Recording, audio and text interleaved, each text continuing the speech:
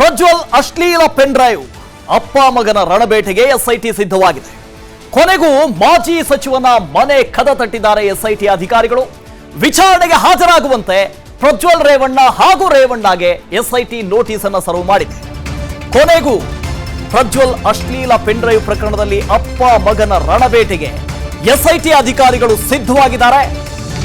ಕೊನೆಗೂ ಮಾಜಿ ಸಚಿವನ ಮನೆಯ ಕದ ತಟ್ಟಿದ್ದಾರೆ ಎಸ್ಐಟಿ ಅಧಿಕಾರಿಗಳು. ವಿಚಾರಣೆಗೆ ಬನ್ನಿ, ಹಾಜರಾಗಿ ಅಂತ ಒಂದು ನೋಟಿಸ್ ಅನ್ನ ಅಂಟಿಸಿ ಬಂದಿದ್ದಾರೆ, ನೋಟಿಸ್ ಅನ್ನ ಸರ್ವ್ ಮಾಡಿದ್ದಾರೆ. ಆದರೆ ಇವತ್ತು 24 ಗಂಟೆಯೊಳಗಾಗಿ ಇಬ್ಬರೂ ಕೂಡ ವಿಚಾರಣೆಗೆ ಹಾಜರಾಗಬೇಕು. ಪ್ರಜ್ವಲ್ ರೇವಣ್ಣ ಇಲ್ಲಿಲ್ಲ, ವಿದೇಶಕ್ಕೆ ಪರಾರಿಯಾಗಿದ್ದಾರೆ. ಈ 24 ಗಂಟೆಯ ಒಳಗಾಗಿ ಪ್ರಜ್ವಲ್ ಬರ್ತಾರ? ರೇವಣ್ಣ ಹೇಳ್ತಾ ಇದ್ರು, ನಮ್ಮನ್ನ ತನಿಖೆಗೆ ಕರೀಲಿ, ವಿಚಾರಣೆಗೆ ಕರೀಲಿ, ನಾವು ಹಾಜರಾಗ್ತೀವಿ, ನಾವು ಬರ್ತೀವಿ ಅಂತ ಹೇಳ್ತಾ ಇದ್ರು. A1 ಆರೋಪಿ HD ರೇವಣ್ಣ, A2 ಆರೋಪಿ ಪ್ರಜ್ವಲ್ ರೇವಣ್ಣ, ಈ ಇಬ್ಬರಿಗೂ ಕೂಡ ನೋಟಿಸ್ ಕೊಡಲಾಗಿದೆ. ಇವತ್ತು ವಿಚಾರಣೆ ಇದೆ, ತನಿಖೆ ಇದೆ, ಬರಬೇಕು, ವಿಚಾರಣೆಗೆ ಹಾಜರಾಗಬೇಕು ಅಂತ ಒಂದು ನೋಟಿಸ್ ಅನ್ನ ಸರ್ವ್ ಮಾಡಲಾಗಿದೆ. ಗೊತ್ತಿಲ್ಲ 24 ಗಂಟೆಯ ಒಳಗಾಗಿ ಈ ವಿಚಾರಣೆಗೆ ಬರ್ತಾರಾ? ರೇವಣ್ಣ ಪ್ರಜ್ವಲ್ ಇಬ್ಬರಿಗೂ ನೋಟಿಸ್ ಅನ್ನ ಈಗಾಗಲೇ ಎಸ್ಐಟಿ ಅಧಿಕಾರಿಗಳು ಸರ್ವ್ ಮಾಡಿದ್ದಾರೆ. CRPC 41A ನ ಅಡಿಯಲ್ಲಿ ಅಧಿಕಾರಿಗಳು ನೋಟಿಸ್ ಅನ್ನ ಕೊಟ್ಟಿದ್ದಾರೆ.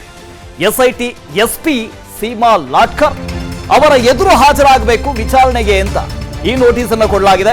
24 ಗಂಟೆಯ ಒಳಗಾಗಿ ವಿಚಾರಣೆಗೆ ಹಾಜರಾಗಬೇಕು. ಸೀಮಾ ಲಾಟ್ಕರ್ ಎಸ್ಐಟಿ SP ಅವ್ರ ಮುಂದೆ ಬಂದು ಹಾಜರಾಗಬೇಕು, ವಿಚಾರಣೆಯನ್ನು ಎದುರಿಸಬೇಕು ಅಂತ ನೋಟಿಸ್ ಕೊಟ್ಟಿರೋದು. ರೇವಣ್ಣ SSLC ಆದ್ಮೇಲೆ ರಾಜುಗೆ ಕಾಡ್ತಾ ಇರೋ ಒಂದೇ ಪ್ರಶ್ನೆ, ರಾಜು ಮುಂದೆ ಏನಪ್ಪ? ಮೊದಲು ಇಂಜಿನಿಯರಿಂಗ್ ಮಾಡ, ಬೇಗ ಡಾಕ್ಟರ್ ಆಗಿ ನನ್ ವಾಸಿ ಮಾಡಪ್ಪ. ಲೈಫ್ ನ ಇಂಪಾರ್ಟೆಂಟ್ ಡಿಸಿಷನ್ಸ್ ನ ರಾಜು ತರ ತಗೊಳ್ಬೇಡಿ. ನಿಮ್ಮ ಭವಿಷ್ಯ ರೂಪಿಸುವ ಹಾದಿಯಲ್ಲಿ ನಾವು ಜೊತೆಗಿರ್ತೀವಿ. Parishrama PU college, it matters where you start. Prajwal ವಿರುದ್ಧ ಹೊಳೆನರಸೀಪುರ ಠಾಣೆಯಲ್ಲಿ ಕೇಸ್ ದಾಖಲಾಗಿದೆ. ಈಗಾಗಲೇ ವಿದೇಶಕ್ಕೆ ಪರಾರಿಯಾಗಿದ್ದಾರೆ ಪ್ರಜ್ವಲ್ ರೇವಣ್ಣ. ರೇವಣ್ಣ ಮನೆಗೆ ಭೇಟಿ ನೀಡಿ ನೋಟಿಸ್ ಅನ್ನ ಕೊಟ್ಟು ಬಂದಿದ್ದಾರೆ ಎಸ್ಐಟಿಯ ಅಧಿಕಾರಿಗಳು. ಈಗೇನಾಗತ್ತೆ ಅನ್ನೋದೇ ಪ್ರಶ್ನೆ.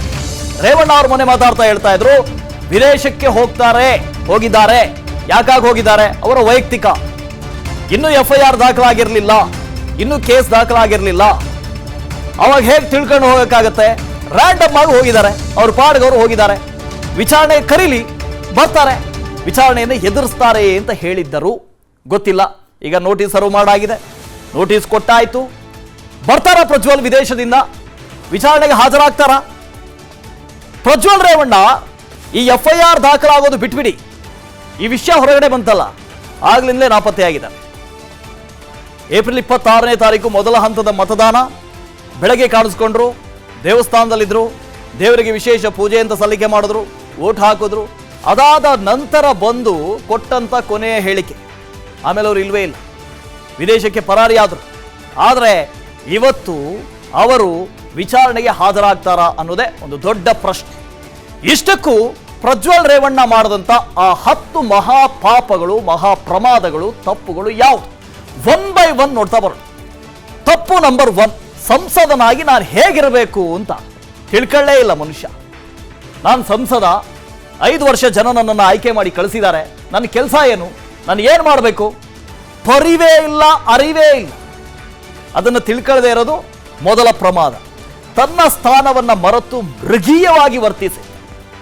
ಮೃಗೀಯವಾಗಿ ಅಂತ ಈ ಪದ ಬಹಳ ಕಡಿಮೆ ಆಯಿತು ಅಂತ ಅನ್ಸುತ್ತೆ. ಬಹಳ ಸಾಫ್ಟ್ ಪದವನ್ನು ಬಳಕೆ ಮಾಡ್ತಾ ಇದ್ವಿ. ಮೃಗೀಯ, ಪಾಪ ಮೃಗಗಳಿಗೆ ನಾವು ಹೋಲಿಕೆ ಮಾಡಬಾರ್ದು. ಇಂಥವ್ರನ್ನ ನೆರವು ಕೇಳಿ ಬಂದ ಅಮಾಯಕರನ್ನ ಬಳಸಿಕೊಂಡಿದ್ದು. ಸ್ವಾಮಿ ನೀವು MP ಇದ್ದೀರಿ ಸ್ವಾಮಿ, ಸ್ವಾಮಿ ರಾಜಕೀಯ ಕುಟುಂಬದಿಂದ ಇದ್ದೀರಿ ಸ್ವಾಮಿ, ನಮಗೊಂದು ಕೆಲಸ ಕೊಡಿಸಿ ಸ್ವಾಮಿ. ಎಷ್ಟು ಜನ ಕೇಳಲ್ಲ? ಆ ಥರ ನೆರವು ಕೇಳಿ ಬಂದ ಅಮಾಯಕರನ್ನ ಎಂಥೆಂಥದ್ದಕ್ಕೋ ಬಳಸ್ಕೊಂಡ್ಬಿಟ್ಟು ಯುವ ಸಂಸದನಾಗಿ ಆದರ್ಶವಾಗಬೇಕಾಗಿತ್ತು ಎಷ್ಟೋ ಜನರಿಗೆ, ಎಷ್ಟೋ ಯುವಕರಿಗೆ. ಆದರೆ ಈ ಮನುಷ್ಯ ಆದರ್ಶ ಆಗಿದ್ದು ಯಾವುದರಲ್ಲಿ? ತಪ್ಪು ದಾರಿಯನ್ನು ತುಳಿದ್ಬಿಟ್ಟು. ಯಾವುದ್ರಲ್ಲೂ ಆದರ್ಶ ಆದರು? ಯಾವುದ್ರಲ್ಲೂ ಆದರ್ಶ ಆಗಬೇಕಾಗಿತ್ತು. ಅವ್ರು ಮಾಡೋ ಕೆಲಸದಲ್ಲಿ ಆದರ್ಶ ಆಗಬೇಕಾಗಿತ್ತು. ವಿಷಯಗಳ ಗಂಭೀರವಾಗ್ತಾ ಇದ್ದಂತೆ ವಿದೇಶಕ್ಕೆ ಓಡಿ ಹೋಗಿತ್ತು. ಇದ್ರ ಬಗ್ಗೆ ಏನೂ ಮಾತಾಡದೆ, ಎಲ್ಲೂ ರಿಯಾಕ್ಟ್ ಮಾಡದೆ, ಇಲ್ಲ ಸ್ವಾಮಿ ನನ್ನ ವಿರುದ್ಧ ರಾಜಕೀಯ ಷಡ್ಯಂತ್ರ ಆಗ್ತಾ ಇದೆ, ನನಗೂ ಇದಕ್ಕೂ ಸಂಬಂಧನೇ ಇಲ್ಲ, ಆ ವಿಡಿಯೋದಲ್ಲಿರೋದು ನಾನು ಅಲ್ವೇ ಇಲ್ಲ, ಗ್ರಾಫಿಕ್ಸ್ ಮಾಡಿದ್ದಾರೆ, ಮಾರ್ಫ್ ಮಾಡಿದ್ದಾರೆ, ಯಾವ ಮಾತು ಈ ಮನುಷ್ಯನ ಬಾಯಿಂದ ಬರಲಿಲ್ಲ. ನೇರವಾಗಿ ವಿದೇಶಕ್ಕೆ ಹಾರೋಗಿದ್ದು. ಇಡೀ ದೇಶಕ್ಕೆ ಮಾದರಿಯಾಗಿದ್ದ ಕುಟುಂಬಕ್ಕೆ ಮಸಿ ಬಳಿದಿದೆ. ನನ್ನ ಅರ್ಥದಲ್ಲಿ ಆ ಕುಟುಂಬದಲ್ಲಿ ಹುಟ್ಟಿದ್ದೇ ಮಹಾಪ್ರಮಾದ ಅನ್ಸುತ್ತೆ. ಆ ಕುಟುಂಬದ ಹೆಸರು ಹಾಳು ಮಾಡೋದಕ್ಕೆಲ್ಲಾದ್ರೂ ಹುಟ್ಟಿದ್ರು ಗೊತ್ತಿಲ್ಲ. ಕಂಡವರ ಜೊತೆ ಸರಸವಾಡಿ ವಿಡಿಯೋವನ್ನ ಮಾಡಿ ವಿಕೃತಿ ಮೆರೆದಿದ್ದು ಕಂಡವರ ಜೊತೆ. ಇಂಥವ್ರು ಅಂತಿಲ್ಲ ಕಂಡವರ ಜೊತೆ ಯಾರು ಸಿಗ್ತಾರೋ ಅವ್ರ ಜೊತೆ, ಅದರಲ್ಲೂ ವಿಡಿಯೋ ಮಾಡಿಕೊಂಡು ವಿಕೃತಿ. ಅಧಿಕಾರ ಇದೆ ಅಂತ ದೌರ್ಜನ್ಯ ಬೆದರಿಕೆ ಹಾಕಿದ್ದು. ನನ್ನಲ್ಲಿ ಅಧಿಕಾರ ಇದೆ, ನಾನು MP, ನಾನು ಸಂಸದ, 5 ವರ್ಷ ಜನ ಆಯ್ಕೆ ಮಾಡಿದ್ದಾರೆ, ನನ್ನ ಕೈಯಲ್ಲಿ ಎಲ್ಲಾನು ಇದೆ ಅಂತ ಅಧಿಕಾರ ದರ್ಪ ತೋರಿದ್ದಿದೆಯಲ್ಲ, ಅದು ಒಂದು. ಪಾರ್ಟಿಗೆ ಡ್ಯಾಮೇಜ್ ಮಾಡಿದ್ದು, ಕಾರ್ಯಕರ್ತರಿಗೆ ಮುಜುಗರ ತರಿಸಿದ್ದು, ಭವಿಷ್ಯಕ್ಕೆ ಹಾನಿ ಮಾಡಿಕೊಂಡಿದ್ದು. ಭವಿಷ್ಯಕ್ಕೆ ಹಾನಿ ಮಾಡ್ಕೊಂಡ್ರೆ ಬಿಡಿ, ಅವ್ರ ಭವಿಷ್ಯ ಹಾಳಾಗೋಗ್ಲಿ ನಮಗೇನು. ಆದರೆ ಆ ಪಾರ್ಟಿ, ಪ್ರಾದೇಶಿಕ ಪಕ್ಷ JDS, ಅದರ ಹೆಸರಿಗೆ ಮಸಿ ಬಳಿದಿದ್ದು ಇದು ದೊಡ್ಡ ದೊಡ್ಡ ದೊಡ್ಡ ಪ್ರಮಾದ, ಅಪರಾಧ.